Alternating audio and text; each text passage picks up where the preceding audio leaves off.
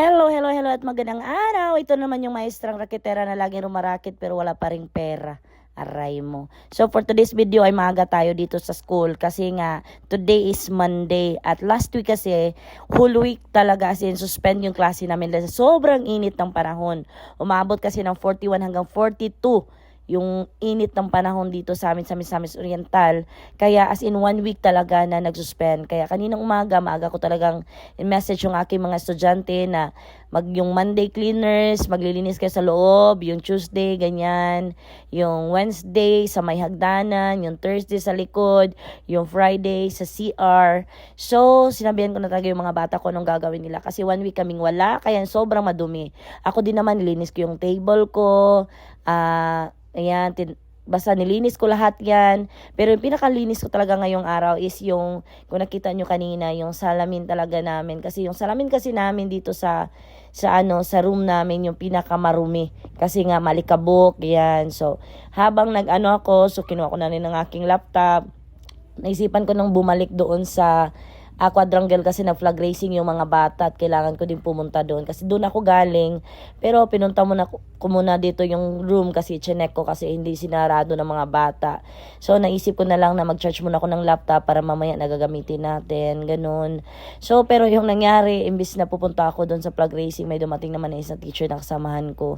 So meron na kami pinag-usapan na alam niyo naman, napaka-toxic na ng paligid natin at sobrang ang dami na talaga ng mga usapin, lalo na sa mga teachers, ganito, ganyan. Ang dami na talagang mga chismis, ang dami ng mga posting na yung mga teacher nagtuturo ng walang modo sa mga bata at marami pang iba. Pero ako kasi wala akong pakialam doon kasi masyado na akong stress sa trabaho ko at parang ayoko nung sumali sa anumang problemang meron ang Department of Education. Kasi unang-una yung trabaho ko lang naman talaga ay magturo para sa mga bata. At bilang isang guro, alam mo naman sa sarili mo kung ano yung kaya mo at tinuro mo sa mga bata.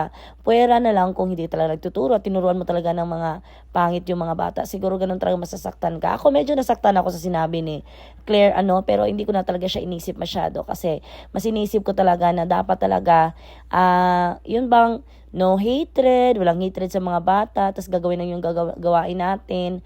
Tapos syempre, mayroon naman tayong sweldo, kahit kulang man. Sabi nga nila, pag yung teacher nagkasakit, nag-loan tayo kasi kailangan nating pagpagamot. Tapos kung namatay ka, tapos hindi ka umabot dun sa requirements na ilang taon, burial lang yung makukuha, 'di ba? Kasi hindi naman talaga ganun kaganda yung binibigay ng benepisyo sa mga teacher. Though, ang mga teachers ang dahilan kung bakit po nagkakaroon ng mga professionals, engineers, at iba pang mga trabaho. Pero para naman kasi sa akin, wala na akong pakialam doon. Basta yung gagawin ko yung trabaho ko at mapabuti lang talaga yung ginagawa ko.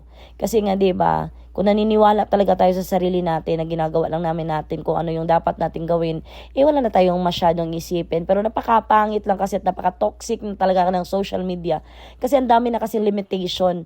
Lumalabas na yung mga DepEd orders, na mga limitations ng mga teachers, na ganito, ganyan, bawal, dapat yung teacher, hanggang sa umuwi yung bata, responsible.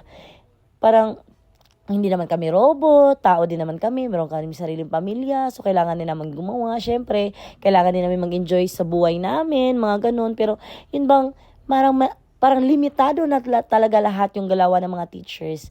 Pero sabi ko nga sa inyo, yung lahat ng yun, binasa ko lang, pinakinggan ko lang, pero wala po talaga sa isip ko na makialam talaga at makipaggulo na sa kanila. Kasi masyado nang magulo ang lahat. So parang ayoko na talagang sumali kasi magulo na nga buhay ko, samahan ko pa ng ganun. So yung sa atin na lang is yung ano yung nakakabuti, ano yung nakakaganda para sa bawat isa, lalo na sa mga bata. Kasi bawat magulang naman talaga ay wala naman talagang iniisip kundi ang mapabuti ang mga anak nila. Syempre ako din mapabuti ang aking mga estudyante. Kahit hindi ko pa ganun ka-close yung mga estudyante ko ngayon. Kasi iba kasi yung closeness ko doon sa last year na mga students ko. Parang mas close kami kaysa dito sa kanila. Siguro dahil nag-a-adjust pa kami ng mga ugali. Kinikilala ko pa ang bawat isa ng mga bata. Ganun. Pero yun lang ang masasabi ko sa inyo. Sa lahat ng mga teachers dyan, kung nanonood man kayo ng video na ito, yun lang masasabi ko, magtrabaho na lang tayo at hayaan na lang natin sila. Huwag na tayo makigulo.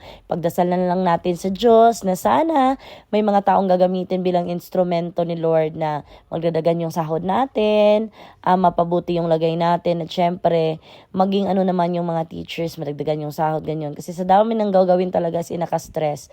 Sa akin, ayoko ma-stress masyado kasi nga ang dami ko kong utang, di ba? So, loan dito, loan doon. Siguro kung wala lang akong utang, gusto ko na talagang huminto. Stop na lang talaga kasi parang ayoko talaga, napaka-toxic na talaga at parang, ewan ko lang talaga, parang nakakapagod na talaga yung gawin natin. Pero yung sinabi ko sa inyo, habang may buhay, may pag-asa at bilang isang teacher, wala tayong ibang gawin kundi magtrabaho na lang kung ano yung naayon at kagustuhan natin. So, ganun lang talaga ang buhay, di ba? Weather lang, pag meron ka ngayon, wala ka naman. So, pag meron ka naman talaga, mayroon tayong mga utang na kailangan bayaran, so bayaran na lang.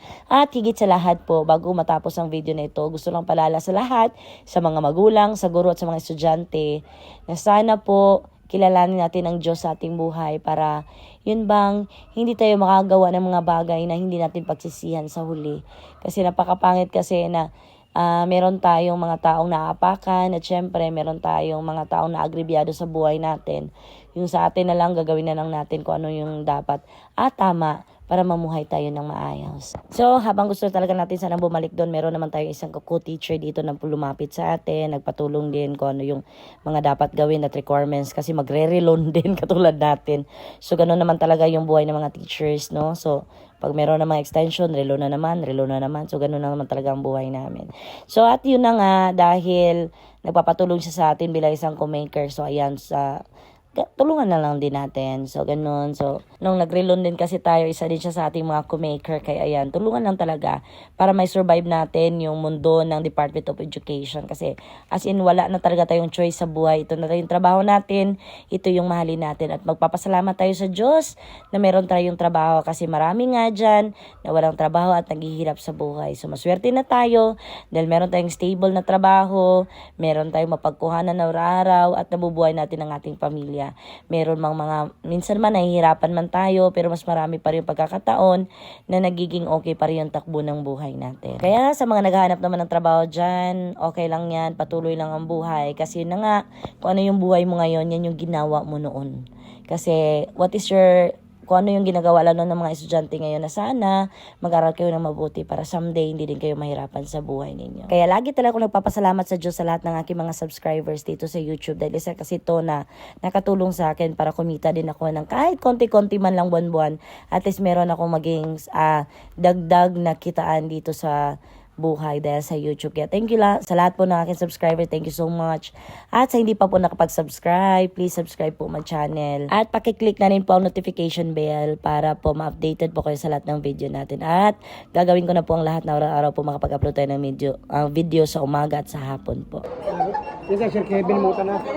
Dahil may bago na kaming biometric, ayan na napipila ng lahat para mag-enroll na tayo ng biometric natin. So wala nang takasan, char lang. Hello vlog! Welcome to my guys! Tara, ma'am. Ano, dito pa ganyan? Hello vlog! Hello vlog! Welcome to my guys!